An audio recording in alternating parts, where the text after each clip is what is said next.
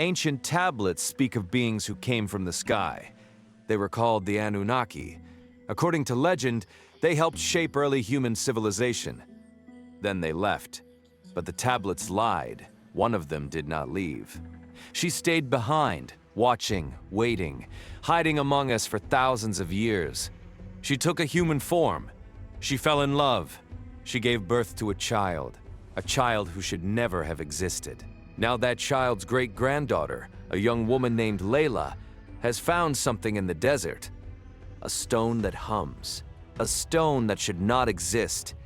And when she touches it, she sees visions, not of the past, but of the future, of something returning, of something that was never meant to come back. The Anunnaki are coming, but not all of them, only one.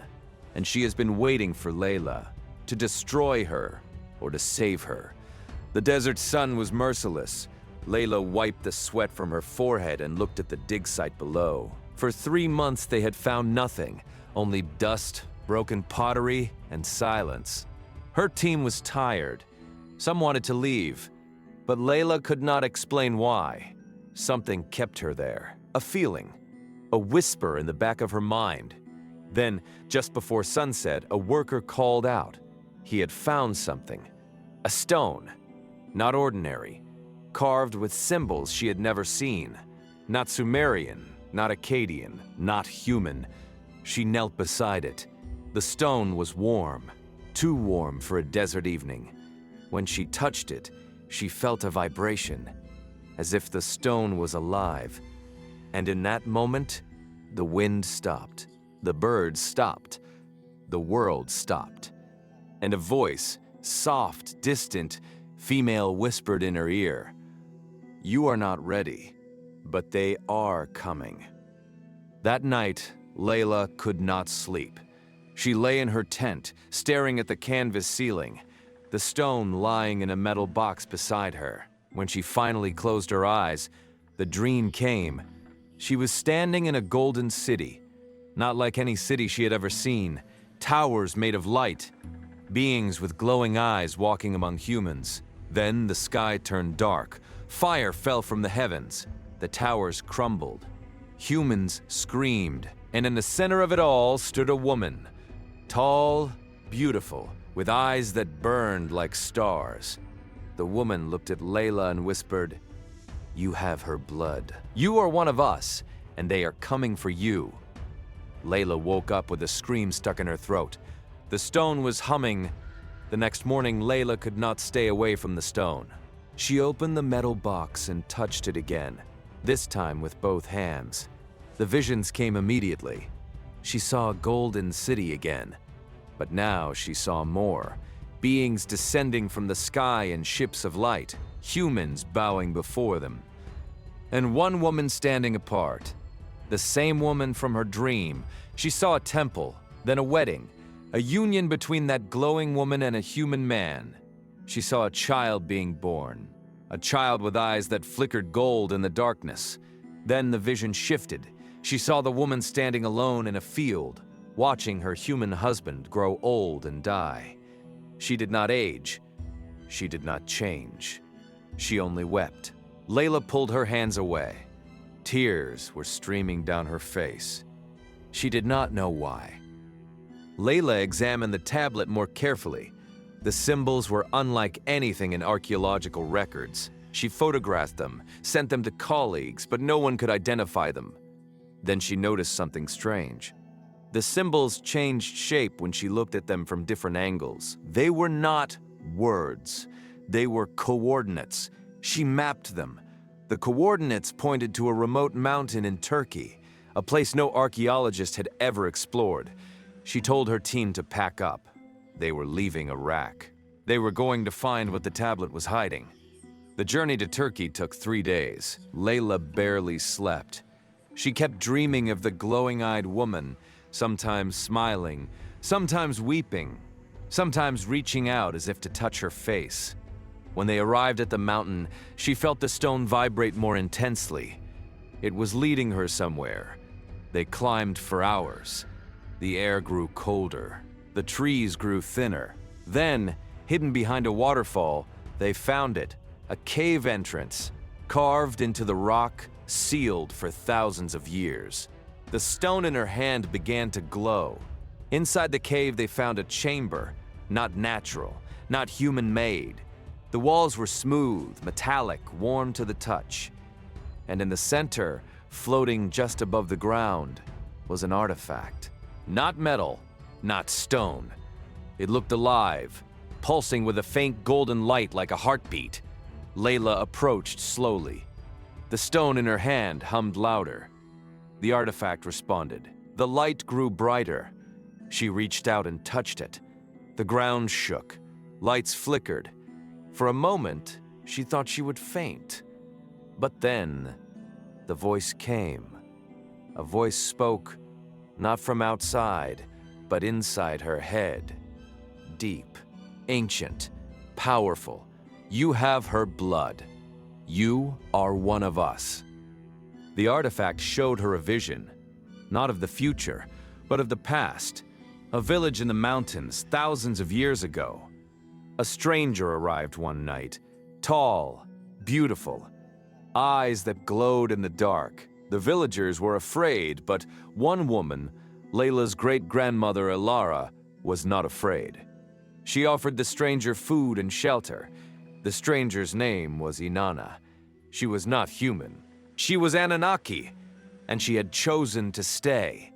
The vision continued. Inanna and Ilara's great-grandfather, a young man named Kael, fell in love. They married in secret, under the light of the moon. No temple, no priest, just the two of them and a promise. The other Anunnaki were angry. They had forbidden any of their kind to have children with humans, but Inanna did not care. She chose love over obedience. The vision showed their wedding night. Simple, beautiful, heartbreaking. In the darkness of the cave, Layla could almost hear the sound of their hearts breaking. Inanna wept as she placed a necklace around Kael's neck. "I will never leave you," she whispered, "even when you leave me." The other Anunnaki did not forgive Inanna. They cursed her, not with death, but with something worse. She would live forever. She would watch her husband grow old and die. She would never leave Earth. And her children, the hybrids, would carry her blood for generations, hunted by those who remembered the old laws. The vision showed Inanna kneeling in a field holding Kael's hand as he took his last breath. She did not cry. She simply closed her eyes and whispered, "I would do it again." Layla was sobbing when the vision faded. Now Layla understood. She was not just an archaeologist. She was a descendant of Inanna. The Anunnaki blood flowed in her veins. That is why she could touch the artifact. That is why she saw visions. That is why the stone called to her. She looked at her hands. They seemed the same, but she knew they were not. Something inside her had awakened. Something ancient. Something powerful. And she was afraid. That night, Inanna appeared to her, not in a vision, but in flesh and blood. She walked out of the shadows of the cave, as if she had been there all along. She was young, beautiful, sad. Her eyes glowed faintly in the darkness. "The others know," she said. "They know the artifact has awakened. They know you exist. They will come for you, not to kill you, but to take you back with them." "Where?" Layla asked. "Home," Inanna whispered. "Nibiru, the planet of the Anunnaki. They want to study you, experiment on you, use you." Layla took a step back. "Then I will destroy the artifact." Inanna shook her head. "It is too late. The signal has already been sent. They are already on their way." Layla had two choices. She could run, disappear, change her name, never touch the artifact again. Or she could stay and face the Anunnaki when they arrived. She thought of her family, her friends, her life. She thought of Inanna, who had sacrificed everything for love. She looked at the artifact. It pulsed softly, patiently, as if waiting for her answer. She took a deep breath. The weight of the decision pressed down on her chest. But she did not step back. "I will stay," she said. "I will not run." Inanna smiled, a sad, broken smile. "You are my granddaughter's granddaughter. You have her courage and my stubbornness." The next morning, a man arrived at the cave entrance. He was tall, dressed in black, with eyes that glowed faintly, just like Inanna's. He was not human. He was an Anunnaki. "I am Sargon," he said. "I have come for the artifact and for the hybrid." Layla stood in front of the artifact. "You cannot have either." Sargon did not smile. "I have no choice. The others will destroy you and your entire bloodline if I do not bring you back. Do not make this harder than it needs to be." Layla ran. She grabbed the artifact and fled into the cave, deeper and deeper, following tunnels that should not exist. Sargon followed, not running, just walking, but always catching up. The walls glowed faintly as she passed, as if the cave itself was helping her. She found a secret chamber at the very end of the tunnel.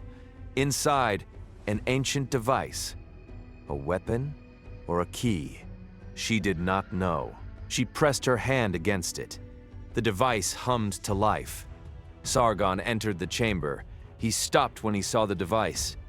"Do not touch that," he said. "It is not a weapon. It is a door. It will take you to Nibiru, and you will never return." Layla did not move her hand. "Then tell me why you are really here. Not to retrieve me, to protect me." Sargon was silent for a long time. Then he sighed. "Inanna was my sister," he said. "I have been watching over her children for thousands of years. I came to warn you, not to capture you, but the others are close behind me. You must leave now." Before Layla could move, the cave shook, dust fell from the ceiling. A blinding light filled the chamber. 3 figures stepped out of the light. Tall, beautiful, terrible. Their eyes burned like stars. They were Anunnaki, and they were not kind. "Sargon," one of them said, "you have betrayed us." Sargon stepped in front of Layla. "I have protected my sister's bloodline. That is not betrayal. That is love. Love is a human weakness. You have become weak." Inanna appeared again, not from the shadows, but from the device. She stepped out of the light, her eyes blazing. "Sargon is not weak," she said. "He is brave, braver than any of you." She turned to Layla. "You must go. Use the device. It will take you somewhere safe, somewhere they cannot follow." "Where?" Layla asked. Inanna smiled. "Home. Your home. Not Nibiru. Earth. But a hidden place where my kind cannot enter." "What about you?" Layla asked. "I will stay," Inanna said. "I have been running for thousands of years. It is time to stop." Sargon grabbed Layla's hand and placed it on the device. The light grew brighter. The Inanna stood in their way. "She is my blood," Inanna said. "You will not touch her." The Anunnaki hesitated. They remembered her. They remembered what she had sacrificed. They remembered that she had once been one of them. One of them stepped back, then another. Finally, the leader lowered his hand. "Go," he said to Layla, "but never return here, and never speak of what you have seen." The light engulfed Layla, and then silence. Layla opened her eyes. She was standing in a field, green grass, blue sky, a small cottage in the distance. She did not know where she was. The artifact was gone. The stone was gone, but she could still feel something inside her. A hum, a warmth, a presence. Inanna was gone. The Anunnaki were gone, but she knew they were still out there, watching, waiting. She walked toward the cottage. A woman opened the door, old, wrinkled, with kind eyes. The woman smiled. "Welcome home, child," she said. "We have been waiting for you." Layla did not ask who we were. She already knew. And so the story of Inanna and her children fades into legend, but not into nothing. The blood still flows, the hum still echoes. Ancient tablets speak of beings who came from the sky. They were called the Anunnaki. According to legend, they helped shape early human civilization. Then they left, but one of them stayed, for love. And her children walked among humans for generations. Perhaps they still do. We may never know. If this story stayed with you, share it, subscribe, and keep asking, what if the old legends were true?